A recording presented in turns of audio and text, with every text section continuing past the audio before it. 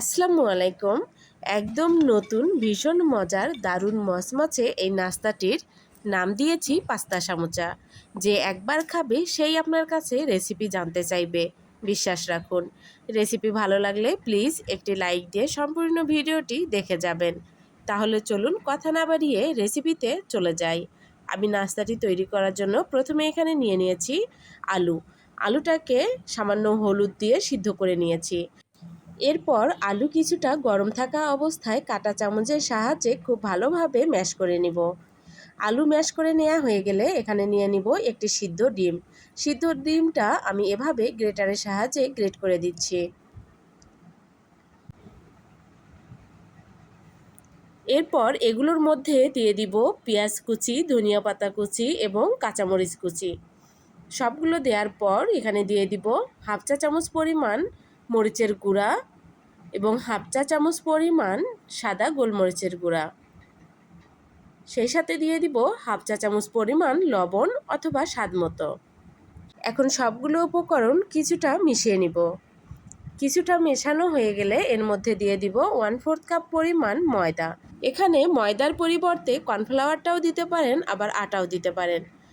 এখন এই ময়দাটা দিয়ে আমি আবারও খুব ভালোভাবে মিশিয়ে নিয়েছি। এখন সাইড করে রেখে দিব। সামোচা তৈরি করতে যে শিটের প্রয়োজন হয় সেই শিটটা এখন তৈরি করব। এই জন্য নিয়ে নিলাম হাফ কাপ পরিমাণ ময়দা এবং সামান্য পরিমাণ লবণ এবং 2 চামচ পরিমাণ রান্নার তেল। এখন সবগুলো উপকরণ মিশিয়ে নিব। লবণটা আপনার স্বাদ মতো দিয়ে নেবেন। তারপর এখানে অল্প করে করে পানি দিয়ে ডোটা তৈরি করে নিব। ডোটা বেশি শক্তও হবে না, আবার নরমও হবে না।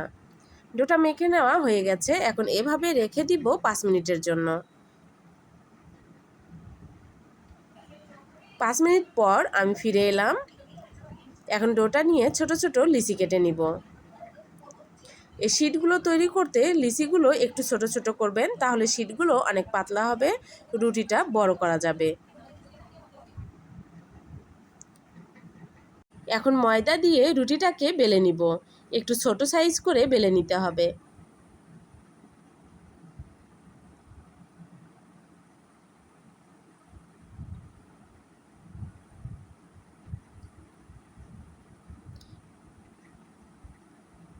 এর থেকে বেশি বড় করব না। এভাবেই সবগুলো রুটি তৈরি করে নিব। সবগুলো রুটি তৈরি করে নেওয়া হয়ে গেলে এখন রুটির উপর দিয়ে দিয়ে দিব তেল। আমরা যে রান্নার তেলটা ব্যবহার করি সেই তেলটাই খুব ভালোভাবে ব্রাশ করে দিব। রুটির সম্পূর্ণটা জুড়েই তেলটা ব্রাশ করে দিতে হবে। তারপর রুটির উপর দিয়ে দিয়ে দিব ময়দা। আপনি চাইলে এখানে কর্নফ্লাওয়ারটাও ব্যবহার করতে পারেন, আবার চাউলের গুঁড়াটাও ব্যবহার করতে পারেন। আমি সেম পদ্ধতিতে সবগুলো রুটির লেয়ার এভাবে দিয়ে দিব। আমি আবারও আরও একটা রুটি নিয়ে নিচ্ছি এবং একইভাবে তেল ব্রাশ করে দিয়ে দিব। তার উপর দিয়ে আবারও ময়দা দিয়ে দিব। এভাবে করে আমি যে 5টা রুটি তৈরি করেছি সেই 5টা রুটি দিয়ে নিলাম। এরপর এই 5টা রুটি প্রথম অবস্থায় আলতো হাতে বেলে নিব। এই 5টা রুটি একসঙ্গে করে একটু বড় সাইজ করে বেলে নিব এবং রুটিটা একটু পাতলা করে বেলে নিব। তাহলে শিটগুলো অনেক পাতলা হবে এবং নাস্তার শেপটা দিতে সুবিধা হবে। নাস্তার ভিতরে অনেকগুলো লেয়ার তৈরি হবে। রুটিটা বেলে নেওয়া হয়ে গেছে। এখন দেখিয়ে দিচ্ছি। এর থেকে বেশি পাতলা করবেন না, আবার মোটাও করবেন না, ঠিক এভাবে রাখবেন। এরপর চুলায় প্যান বসিয়ে চুলার আগুনটা একদম লো ফ্লেমে রেখে আমি রুটিটাকে দিয়ে দিব। দিয়ে কিছু সময় অপেক্ষা করব। কিছু সময় অপেক্ষা করলে রুটির কালারটা কিছুটা সিদ্ধ হওয়ার লুক চলে আসবে। ঠিক সে পর্যায়ে রুটিটাকে উল্টিয়ে দিব। আবারও কিছু সময় অপেক্ষা করব। অর্থাৎ 20 থেকে 25 সেকেন্ড অপেক্ষা করলেই হয়ে যাবে। এরপর উঠিয়ে নিব এবং উপর থেকে দেখুন একটি শিট এভাবে টান দিলেই উঠে আসবে।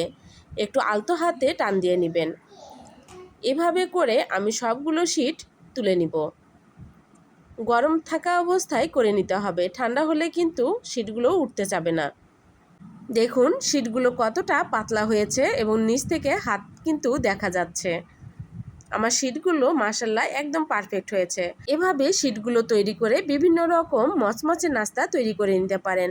এখন নাস্তাগুলোকে সিল করার জন্য ময়দা দিয়ে একটি লিকুইড তৈরি করে নিব। এখানে ময়দা নিয়েছি কিছুটা, তার সঙ্গে পানি দিয়ে খুব ভালোভাবে মিশিয়ে নিলেই হয়ে যাবে।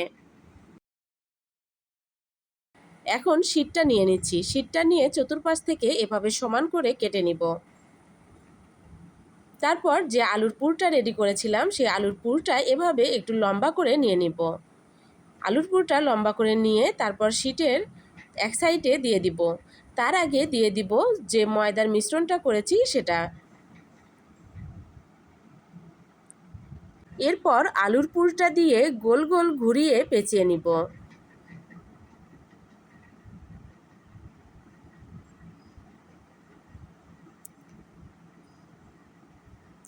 এভাবে করে আমি সবগুলো তৈরি করে নিব।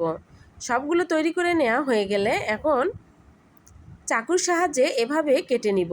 আপনারা চাকু দিয়েও কেটে নিতে পারেন, আবার কেচি দিয়েও কেটে নিতে পারেন। এখন চলে যাব ভাজার জন্য। চুলায় প্যান বসিয়ে আমি পর্যাপ্ত পরিমাণ তেল দিয়ে নিয়েছি। তেলটা গরম হয়ে আসলে তখন নাস্তাগুলো দিয়ে দিব। দিয়ে কিছু সময় নেড়েচেড়ে নিব। চুলার আগুনটা কিন্তু এ পর্যায়ে হাই হিটে থাকবে।